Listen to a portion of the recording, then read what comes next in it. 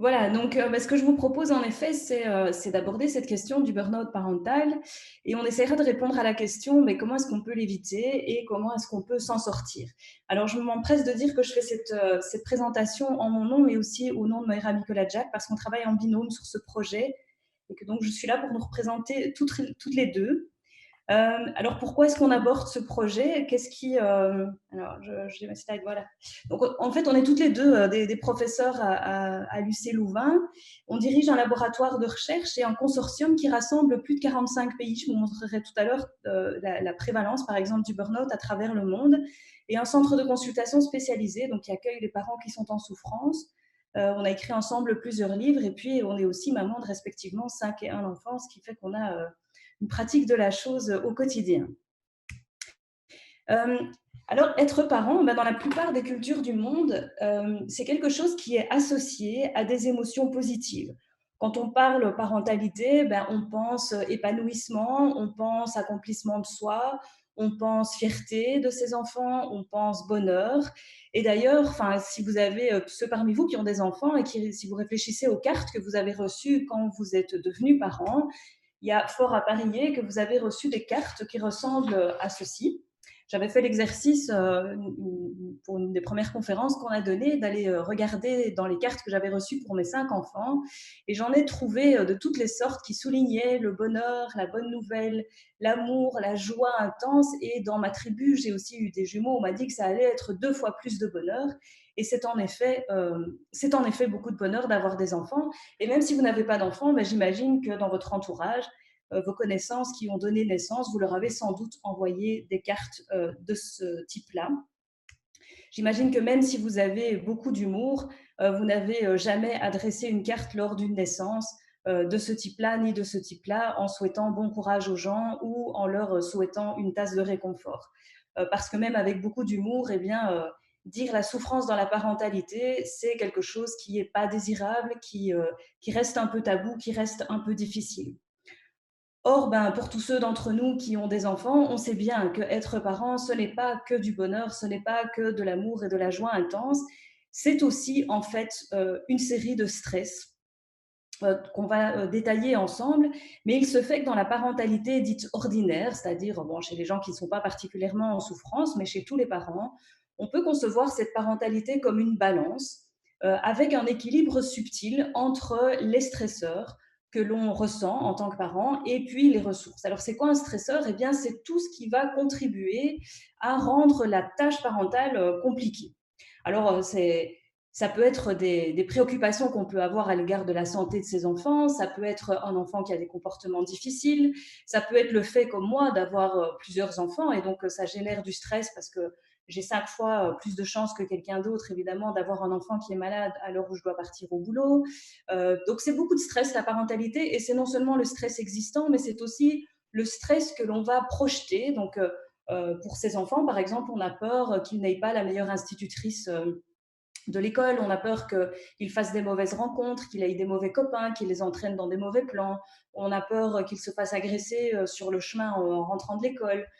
Voilà, on a peur de ce qu'ils vont devenir, de leur avenir, etc. Et donc la parentalité, elle est naturellement stressante.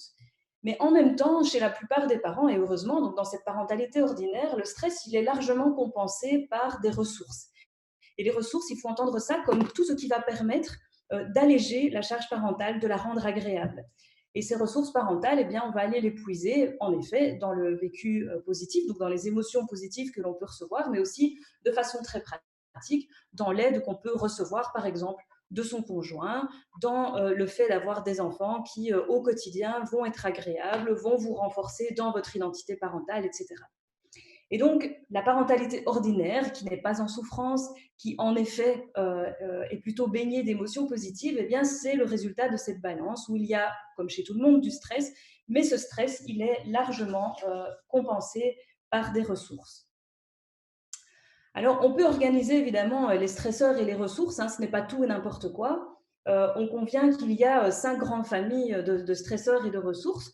Par exemple, il y a tout ce qu'on appelle les stresseurs sociodémographiques, comme je l'ai dit tout à l'heure, le fait par exemple d'avoir beaucoup d'enfants ou le fait de faire partie d'une famille qui a des difficultés socio-économiques, le fait aussi d'habiter dans une maison où il n'y a pas suffisamment de mètres carrés pour que chacun puisse avoir un espace personnel. Il y a les stresseurs situationnels. Les stresseurs situationnels, c'est le fait par exemple d'avoir un enfant qui a des difficultés scolaires, qui présente des besoins spécifiques ou des problèmes de santé chroniques, hein, que sais-je, une maladie qui nécessite beaucoup de soins par exemple.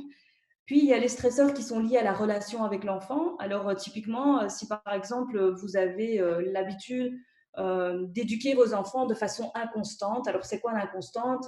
L'inconstance, ben, c'est quand je dis non, mais si l'enfant insiste un peu, ça devient un oui. Eh bien, les enfants apprennent que ça vaut toujours la peine de demander 10 fois parce que peut-être que la 10e fois, le non va se transformer en oui. Et si vous avez 3 enfants qui font 10 demandes par jour fois 10, alors ça fait 300 demandes par jour et ça, forcément, ça va augmenter le stress dans la parentalité.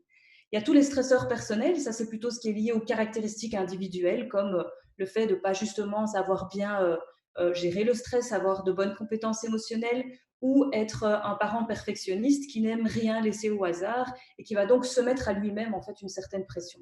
Et puis il y a tous les stresseurs familiaux, ça c'est notamment le fait de pouvoir faire équipe avec l'autre parent, donc c'est ce qu'on appelle la coparentalité.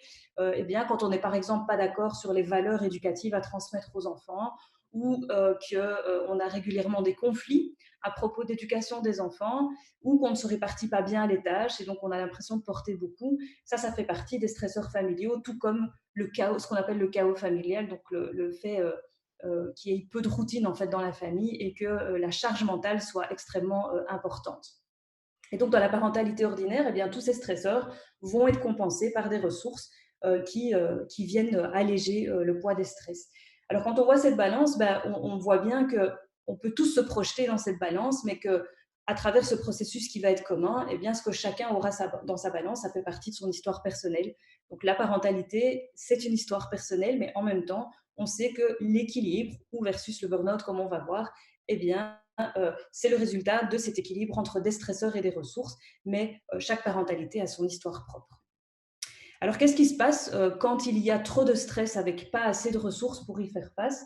Eh bien, on risque en fait de s'épuiser parce que le stress, ça use. Et comme dans le domaine du travail, quand on a trop de stress trop longtemps, donc quand le stress devient chronique et qu'on n'a pas suffisamment de ressources pour y faire face, eh bien, on risque de s'épuiser et progressivement de tomber en burn-out. Donc c'est ça l'idée, c'est que le stress en fait dans la parentalité, on en a tous, mais on ne va pas tous aller jusqu'à s'épuiser parce que, fort heureusement, bonne partie d'entre nous peut compter sur, des ressources qui vont prévenir, le fait que le stress mène à l'épuisement qui lui-même va mener au burn-out parental. OK? Donc le burn-out, c'est ça, c'est trop de stress trop longtemps avec pas assez de ressources pour y faire face. C'est exactement le même processus que ce qu'on va trouver dans le burn-out professionnel. Alors, qu'est-ce que c'est le burn-out parental? Eh bien, le burn-out parental, il repose sur 3 grands symptômes. Le premier symptôme, c'est l'épuisement physique et émotionnel qui est lié au rôle de parent. Ça veut dire que ce sont des parents qui vont vous dire qu'ils ont zéro énergie quand il s'agit de s'occuper de leurs enfants, qu'ils se sentent fatigués rien qu'à l'idée qu'ils vont devoir passer toute la journée, le week-end ou pendant les vacances, à devoir s'occuper de leurs enfants, à devoir leur trouver des occupations.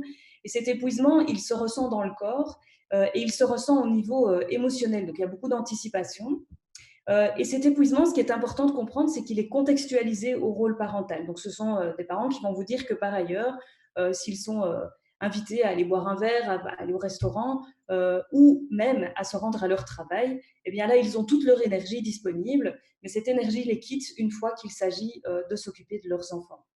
Alors, cet épuisement, il va mener à une forme de distanciation émotionnelle vis-à-vis des enfants. Alors, dans le domaine professionnel, on parle de cynisme, de dépersonnalisation, comme ces infirmières qui vont plutôt parler du sein de la chambre 42 plutôt que de la maladie de Madame Durand. Eh bien, ici, on n'assiste pas à une dépersonnalisation des enfants. Les parents ne vont pas jusqu'à les considérer comme des objets, mais ils se distancient émotionnellement vis-à-vis de leurs enfants, c'est-à-dire qu'en fait, ils vont faire le strict minimum. Donc, ils vont leur donner à manger, les mettre au lit, les conduire à l'école, mais ils n'ont plus l'énergie de pouvoir être connectés aux émotions de leurs enfants et donc ils perdent cette sensibilité dans la relation émotionnelle à l'enfant et ça donne un peu une espèce de parentalité froide et les gens vont vous dire qu'ils fonctionnent un peu en pilote automatique, dans des tâches qui sont automatisées, mais avec plus l'énergie et les ressources nécessaires pour pouvoir être connectés aux émotions de leurs enfants. Et ceci va conduire en fait au troisième symptôme qui est une saturation, une perte de plaisir dans le fait d'être parent. Donc les gens vont dire qu'ils en ont assez de ce rôle et que s'ils pouvaient, en fait, ils sortiraient de ce rôle pour faire autre chose. Alors je vous propose de regarder un petit témoignage d'une maman qui nous disait c'est la saturation, elles vont se chamailler, elles vont crier 500 000 fois maman, maman, j'ai faim, maman, j'ai soif, maman, je dois aller aux toilettes, je dois faire ci, je dois faire ça. Ce ne sont que des gosses et leurs demandes sont légitimes, mais ce mot maman, je ne le supporte plus. La première fois que votre bébé vous dit maman, c'est le plus beau jour de votre vie, et aujourd'hui, ce n'est plus un mot que je suis heureuse d'entendre, maman, c'est devenu un mot de torture. Ce sont évidemment des mots très très durs qu'on entend dans la bouche des parents en burn-out, et vous vous rendez bien compte que, vu les circonstances d'habitude positives qui entourent la parentalité, ça demande une démarche très difficile aux parents de pouvoir solliciter l'entourage ou l'aide d'un professionnel quand on se sent dans cet état de souffrance vis-à-vis de ses enfants. Alors tous ces symptômes doivent faire contraste, c'est-à-dire qu'en fait, on ne pourrait pas parler de burn-out parental pour des parents qui n'ont jamais été investis dans l'éducation de leurs enfants, qui ont toujours été distants de leurs enfants, qui n'ont jamais pris de plaisir à ça. Au contraire, ici, les parents vont nous dire qu'ils ne se reconnaissent plus, parce que c'est souvent des parents, comme dans le burn-out professionnel, qui ont été beaucoup investis dans leur parentalité, qui ont voulu être le meilleur père, être la meilleure mère et donner tout ce qu'ils avaient pour leurs enfants. Et tout à coup, à force parfois de vouloir en faire trop, eh bien, en fait, ils s'épuisent. Ils s'épuisent et tout à coup, le burn-out s'installe. Et ça, c'est le phénomène de contraste où l'entourage va repérer qu'en fait, ils ne reconnaissent plus cette maman, ce papa. Les enfants vont repérer ce contraste et la personne en souffrance elle-même va repérer ce contraste. Comme toujours cette maman qui nous disait, j'étais l'ombre de moi-même, je ne me reconnaissais absolument plus, je n'étais plus du tout qui j'étais avant. J'étais tellement épuisée que j'étais déconnectée de moi-même. C'est difficile à expliquer quand on ne l'a jamais vécu, mais j'étais vraiment un peu à côté de moi. Même quand je me regardais dans le miroir, je ne me voyais plus vraiment. Donc, les patients vont venir avec cette impression de ne plus être le parent, le bon parent ou le parent suffisamment bon qu'ils étaient avant. Alors, phénomène de mode ou bien est-ce qu'il faut se préoccuper du burn-out parental, hein, parce que quand on a commencé à travailler là-dessus il y a un peu plus de 5 ans, beaucoup de journalistes, par exemple, nous ont dit: «Oui, mais est-ce qu'on n'est pas un peu dans une époque où tout le monde se plaint? Est-ce que tout ça, c'est pas un peu un phénomène de mode? Pourquoi est-ce qu'on parle de burn-out parental aujourd'hui?» Alors on pourrait dire beaucoup de choses sur le sujet. Hem, mais quant à la question de savoir si c'est un trouble dont il faut se préoccuper, je dirais qu'on peut certainement l'aborder sous 2 angles. D'abord, est-ce que c'est un trouble prévalent? On peut convenir entre nous que si la plupart des gens, alors quand je dis la plupart des gens, en fait, vivent une parentalité heureuse et que finalement le burn-out parental, ça concerne un parent sur 3 millions, alors j'ai envie de dire peut-être on ne doit pas déployer tant d'efforts que ça. Mais peut-être qu'en fait, on est face à un trouble qui est beaucoup plus fréquent que ça. Et donc, on a voulu estimer la prévalence du burn-out parental.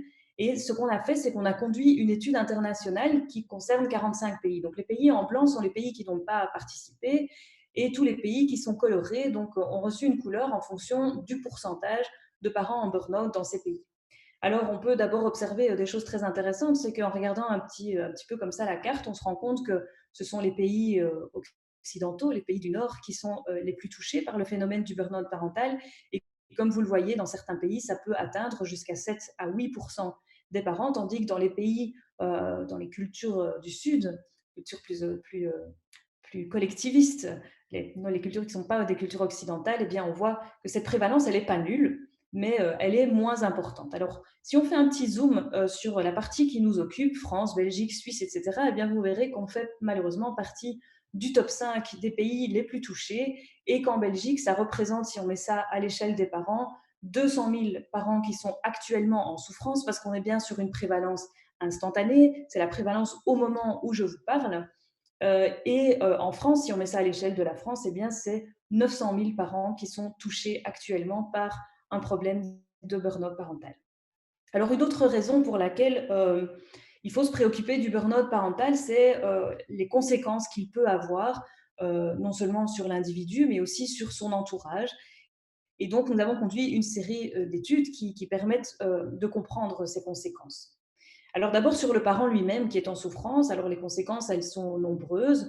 Comme dans beaucoup de troubles, on va avoir une augmentation très importante de l'irritabilité, des problèmes de santé somatique, physique, des problèmes d'addiction qui flambent, consommation d'alcool, mais par ailleurs aussi une augmentation des addictions qui sont déjà présentes, notamment au tabac, des idées suicidaires très importantes et l'envie de tout plaquer, de recommencer sa vie ailleurs. Alors vous allez me dire, oui, les idées suicidaires, les problèmes de santé, tout ça, c'est comme pour la dépression, c'est comme pour le burn-out professionnel, donc c'est pas très spécifique.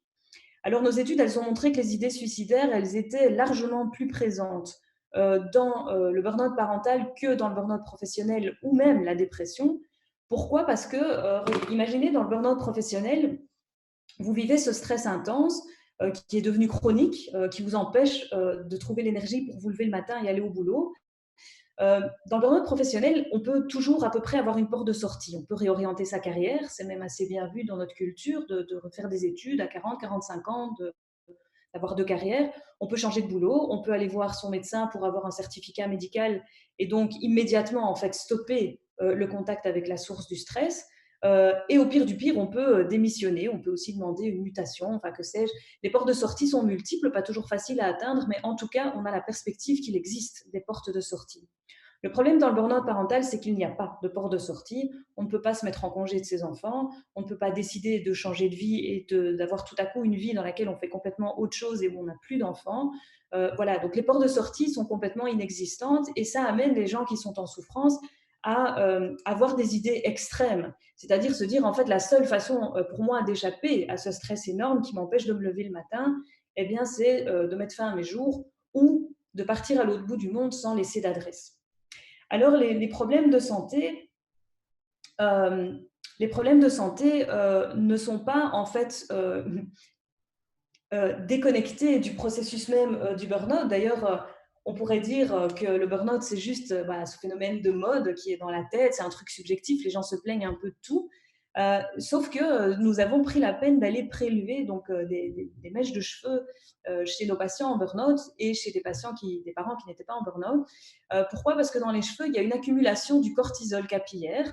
Et ce cortisol, puisque les cheveux grandissent d'1 centimètre par mois, si je prélève donc une petite mèche de cheveux à l'arrière du crâne, eh bien, je peux doser le cortisol qui s'est accumulé dans l'organisme au cours des 3 derniers mois. Et qu'est-ce que ça va m'apprendre? Eh bien, si après je compare le taux de cortisol que je peux observer chez des parents en burn-out versus chez des parents témoins qui ne sont pas en burn-out, qu'est-ce que je vais voir? Eh bien, c'est qu'en fait, au cours des 3 derniers mois, la quantité de cortisol dans l'organisme, elle est 2 fois plus élevée chez les parents en burn-out. Et ça explique pourquoi on a tant de plaintes somatiques chez les parents en burn-out, parce que bien sûr, ce cortisol, l'hormone du stress, elle va favoriser en fait les petits maux du quotidien. Si vous êtes sensible de l'estomac, si vous avez régulièrement des maux de ventre, des maux de dos, des migraines par exemple, eh bien la présence de ce cortisol va augmenter la probabilité que tous ces troubles somatiques se présentent. Alors j'attire votre attention sur le fait que les parents en burn-out, ils ont aussi une quantité de cortisol capillaire qui est en fait encore plus élevée que les patients qui souffrent de douleurs chroniques sévères ou les victimes de violences conjugales. C'est donc dire si l'accumulation du stress est extrêmement importante et peut certainement rendre compte des conséquences du burn-out parental sur l'individu. Et comme je vous le disais, certaines de ces conséquences, et en particulier les idées suicidaires et l'envie de disparaître à l'autre bout du monde, eh bien, sont beaucoup plus présentes dans le burn-out parental que dans le burn-out professionnel et la dépression, ce qui évidemment nous amène à prendre ce trouble très au sérieux. Alors les conséquences, elles ne sont pas que pour le parent. Vous vous rendez bien compte qu'un parent qui est dans cet état de stress à la maison, qui est tellement devenu différent, qui est distant de ses enfants, qui ne prend plus de plaisir dans sa parentalité, qui n'a plus l'énergie de se lever, eh bien ce sont des parents qui vont être enclins à commettre des actes de négligence éducative, parfois de la négligence physique aussi, parce qu'ils laissent les enfants sans surveillance, y compris les enfants en bas âge. Ils savent qu'ils devraient les amener chez le médecin et ils ne le font pas. De la violence qui peut être souvent verbale, parfois même physique, comme en témoignait cette maman qui nous disait « J'avais vraiment des crises de colère très intenses à l'égard de ma fille que je ne supportais plus en fait. Ça me faisait mal au cerveau quand elle partait avec ses cris et ses pleurs. Et du coup, oui, j'avais vraiment des hurlements hystériques très violents, une violence verbale très forte. J'essayais très fort de lutter contre la violence physique, mais il m'est arrivé d'avoir envie de la tuer. Un jour, elle ne voulait plus faire de sieste, or la sieste, j'y tenais. Ce n'était juste pas possible d'encore gérer l'après-midi si elle ne dormait pas. Et du coup, je l'avais mise dans son lit, sa tête avait heurté le bord du lit, elle s'est mise à pleurer. Et là, j'ai vraiment eu envie, j'aurais juste eu envie de la boxer jusqu'à la mort. Et c'est à ce moment-là que j'ai consulté une psy parce que je me suis dit là, je ne peux plus, je mets les enfants en danger. Cette dernière partie du témoignage, elle est extrêmement importante puisque dans le début de ma présentation, je vous ai dit, bon, la parentalité en général, c'est quelque chose qui est entouré d'émotions positives. Et donc, les parents ne se donnent pas le droit de dire qu'en fait, ils sont en souffrance dans leur parentalité, qu'ils sont dépassés par ce rôle parental, et donc de venir chercher l'aide. Et c'est souvent, donc ils vont souvent masquer les choses, essayer de donner bonne figure. Et puis un jour, ça ne va plus, et un jour, il y a des passages à l'acte. Et c'est souvent ces passages à l'acte de négligence, par exemple, de se rendre compte qu'on a laissé les enfants pendant des heures sans surveillance et qu'il aurait pu arriver des tas d'accidents domestiques, ou ces passages à l'acte violent, par exemple des parents qui vont dire tu sais ma vie aurait tellement été plus facile si tu n'avais pas été là, et puis après on percute qu'on a dit des choses très violentes à l'enfant, ou comme ici des actes de violence physique qui pourraient avoir des conséquences évidemment extrêmement graves. Et c'est à ce moment-là que les gens prennent la peine de consulter, enfin se disent qu'ils n'ont plus le choix. Et ça, c'est évidemment un peu dommage parce que les gens qu'on voit arriver en consultation sont dans un processus de burn-out qui est déjà extrêmement avancé, avec beaucoup de honte et de culpabilité. Alors, au-delà des conséquences sur le parent, sur l'enfant, dont on aura compris qu'elles sont extrêmement graves et délétères, il y a aussi évidemment des conséquences très importantes sur le couple, parce que le conjoint ne comprend pas toujours ce qui se passe, il ne sait pas à quoi attribuer ce contraste, à quoi attribuer ce changement d'attitude, et bien sûr le fait d'avoir à côté de lui ce parent qui autrefois était très investi, faisait beaucoup pour les enfants, qui s'effondre, mais ça fait une charge de travail pour lui qui tout à coup est plus importante, et beaucoup de stress, d'irritabilité, de conflits. Les pensées adultères aussi qu'il faut pouvoir gérer, une augmentation des conflits entre conjoints qui va amener aussi de la violence dans le couple. Alors, quand je vous dis que ce trouble, il est prévalent, qu'il a des conséquences extrêmement graves pour l'individu, pour l'entourage, les enfants, mais aussi le conjoint, alors évidemment, une étape très importante, c'est comment est-ce qu'on fait pour l'éviter, comment est-ce qu'on fait de la prévention et comment est-ce qu'on fait pour s'en sortir. Alors très basiquement, j'ai envie de dire que la première piste pour l'éviter, c'est d'abord de sortir de ce sujet tabou et d'arriver à en parler. Mais plus basiquement, je dirais la recette, c'est de toujours penser à cette fameuse balance avec laquelle j'ai commencé mon exposé, et de se rappeler que pour rester épanoui, pour trouver son équilibre en tant que parent, eh bien, il s'agit en fait de limiter l'effet des stresseurs et de maximiser l'effet des ressources. Et pour ça, comment est-ce qu'on peut s'y prendre? Il y a 4 pistes. On peut travailler du côté des stresseurs, on peut travailler du côté des ressources. Alors d'abord, on peut se dire que dans sa propre balance, quand on fait son petit examen, on peut retirer des stresseurs inutiles pour avoir un effet en fait d'allègement tout de suite. Et donc là, je vous ai mis un exemple. Si on a 3 enfants qui font chacun 3 activités extrascolaires par semaine, on se rend bien compte que le stress qui s'accumule est important, et on peut se dire, OK, j'ai 3 enfants, ils font chacun 1 à 2 activités, pas plus. Donc on peut retirer des stresseurs inutiles. On peut alléger des stresseurs qui ne peuvent pas être retirés de la balance, mais qui pèsent lourd, comme par exemple quand on a un enfant avec des grosses difficultés scolaires, c'est confier une partie de la réalisation, par exemple des devoirs, à une étude dirigée ou à une personne ressource. Du côté des ressources, on peut d'abord faire l'inventaire des ressources qu'on a déjà à sa disposition. Parfois, on en a beaucoup, mais on ne les utilise pas bien. Par exemple, on a un super conjoint qui ne demande qu'à aider, mais comme on est perfectionniste, on part du principe que si je demande à quelqu'un d'autre, ça ne va pas être bien fait. Donc, on a parfois des ressources qu'on n'utilise pas bien. Et puis, on peut aussi ajouter des ressources qui ne sont pas encore présentes. Et ça, c'est toute la question de savoir comment est-ce qu'on apprend à demander de l'aide sans que ça entame l'image de soi et sans qu'on ait l'impression d'être un mauvais parent qui ne s'en sort pas. Donc ça, c'est la recette, c'est en fait équilibrer son équilibre, qui vaut autant pour la prévention que pour la prise en charge du burn-out. Et c'est d'ailleurs ce modèle sur lequel on travaille quand on fait du traitement avec les parents qui sont en grande souffrance. Alors voilà, j'avais une demi-heure pour vous éveiller à ce sujet. C'est pas beaucoup, j'ai plein de choses que j'aimerais vous dire, mais si en tout cas le sujet vous intéresse, que vous avez envie d'aller plus loin, que vous êtes parent, alors il y a un livre qui vous est destiné aux éditions Odile Jacob, mais aussi une application qui est téléchargeable sur les plateformes habituelles, App Store, Google Play. C'est gratuit. Ça vous permet de faire voilà, ce petit examen de balance, de savoir où vous en êtes. Si vous êtes professionnel, il y a des ouvrages qu'on a écrits qui vous sont destinés pour mieux comprendre, pour savoir comment traiter et pour voir aussi les points de convergence et les divergences entre burn-out professionnel, parental et de l'aidant proche. Mais vous avez peut-être aussi en tant que professionnel, l'envie de vous former pour pouvoir accompagner des parents qui sont en souffrance. Et là, je vous invite à rejoindre la page de notre institut de formation. Et puis, pour tous, pour les chercheurs, les parents, les professionnels, on a un site internet sur lequel on essaye de rassembler un maximum d'informations pour pouvoir faire le lien avec vous. Et ça, c'est www.burnoutparental.com et sur lequel vous pouvez vous connecter pour avoir toute une série d'infos complémentaires. Voilà. Et là, je suis à votre disposition si vous avez des questions auxquelles je me ferai un grand plaisir de répondre. En tout cas, merci beaucoup, Madame Roskam, pour votre très clair exposé et très intéressant. Comme quoi le métier le plus difficile au monde est bien celui de parent, ça nous le confirme tous, et que dans toutes les professions, certains résistent moins bien aux pressions et aux contraintes inhérentes à leurs responsabilités. Donc, j'avais une question de Frédéric. N'avez-vous pas constaté que les personnes les plus concernées sont d'une part les gens les plus empathiques et par extension des hauts potentiels? Alors, concernant le haut potentiel, on a une étude qu'on vient de terminer avec des parents d'enfants à haut potentiel et avec une large population. Et forcément, parmi ces parents d'enfants à haut potentiel, il y a des parents à haut potentiel. Donc, on leur a aussi demandé si eux avaient fait l'objet d'un diagnostic. Et ce qu'on retire de ces données, c'est que le haut potentiel, c'est un facteur de risque parmi d'autres. Ça, c'est vraiment important de se rendre compte que dans la balance, il y a plein de sortes de facteurs de risque qui peuvent intervenir, plein de stresseurs. Donc, facteur de risque, c'est tout ce qui va augmenter la probabilité du stress.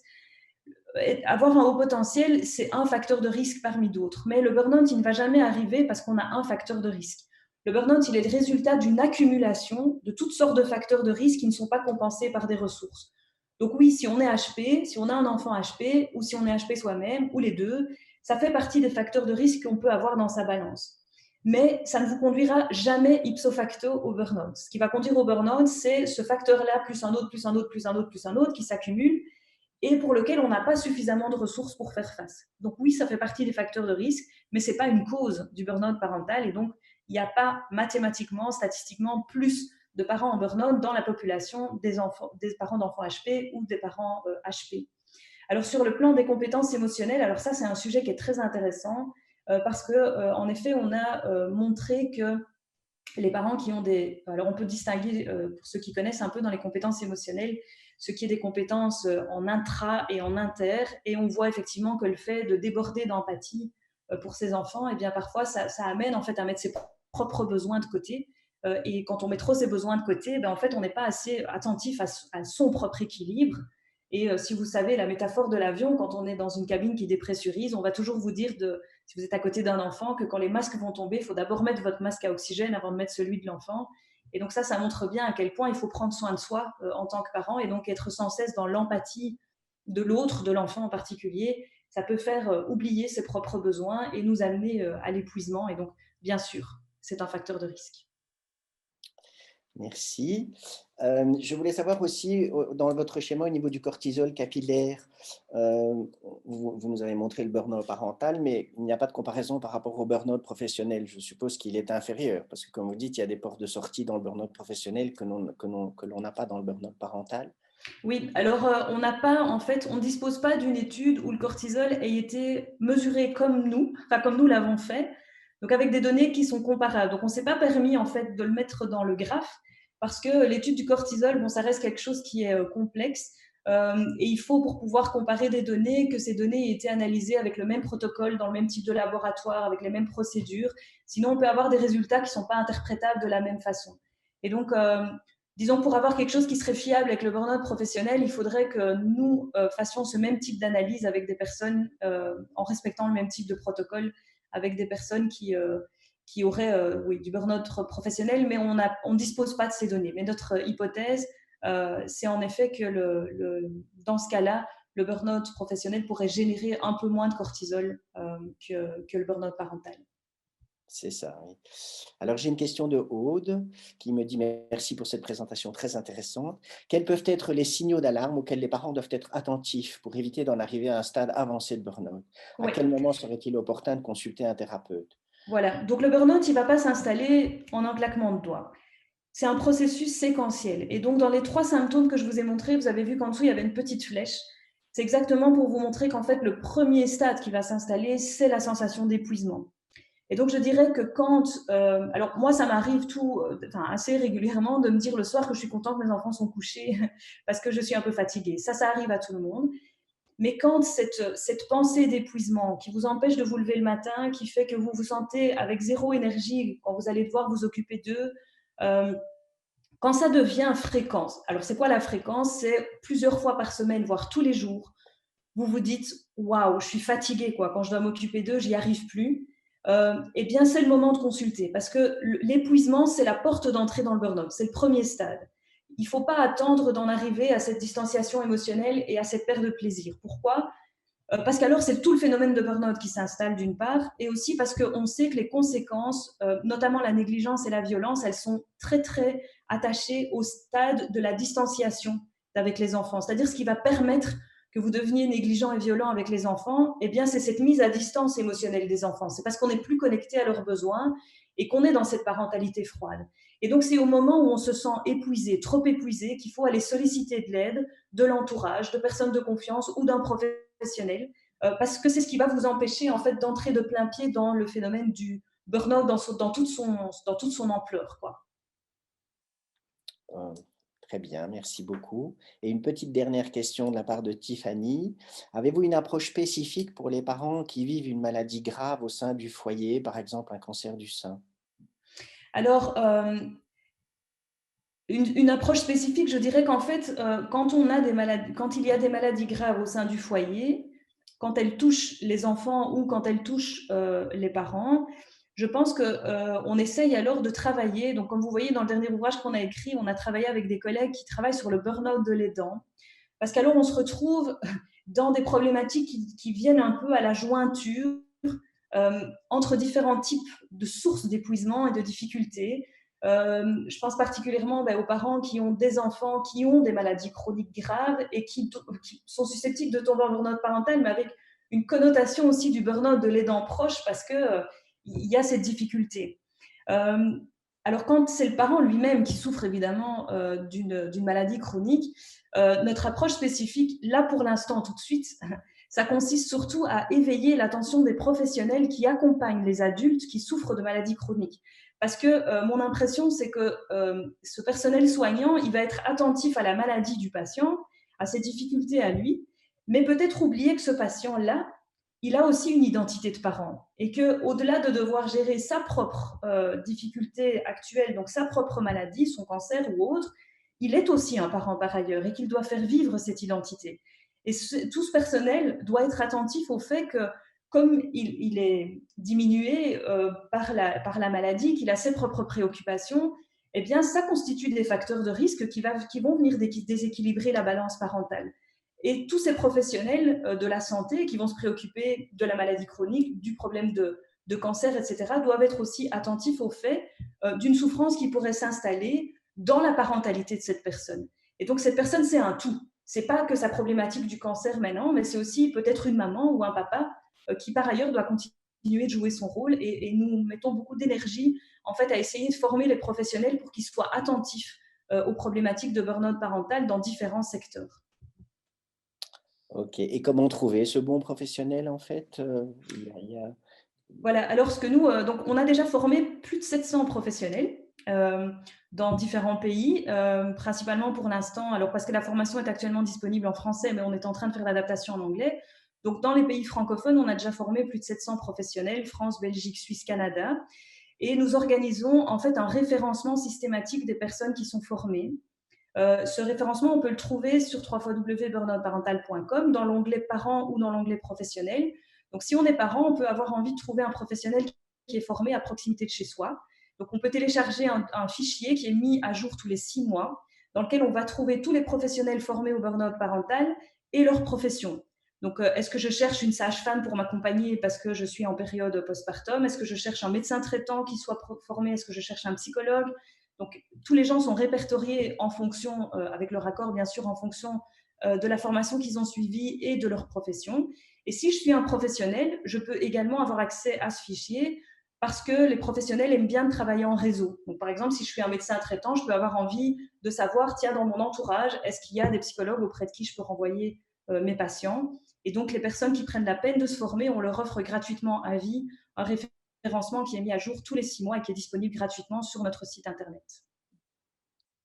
Ok, parce qu'on me dit que l'annuaire ne semble plus être en ligne sur votre site. Ah, je vais aller vérifier, mais en principe, il l'est. Je vais aller Ok. vérifier. Et alors, une toute dernière question. Est-ce que le burn-out parental existe aussi pour les adolescents et quelle en est la prévalence? Alors, oui, ça c'est une très bonne question. Il y a une sorte de mythe que le burn-out parental, c'est un trouble qui va toucher les parents de jeunes enfants. C'est faux. On peut être en burn-out parental quand on a des enfants de tous les âges, parce que selon ce principe de balance, alors on sait bien que les petits-enfants vont générer du stress, mais les ados, moi j'en ai, je peux vous dire, ça génère du stress aussi. Donc les enfants, ils sont source de stress à tous les âges de la vie, y compris quand vous avez des enfants type Tanguy, donc des jeunes adultes qui devraient avoir pris leur envol depuis très longtemps, mais qui traînent chez vous. Donc, quel que soit l'âge de l'enfant, on peut être face à une problématique de burn-out parental. Et bien sûr, quand on est parent d'ado, les sources de stress, elles ne manquent pas. Ok, bah, écoutez, merci beaucoup. En tout cas, votre présentation a suscité un grand intérêt et de nombreuses questions. C'est très bien.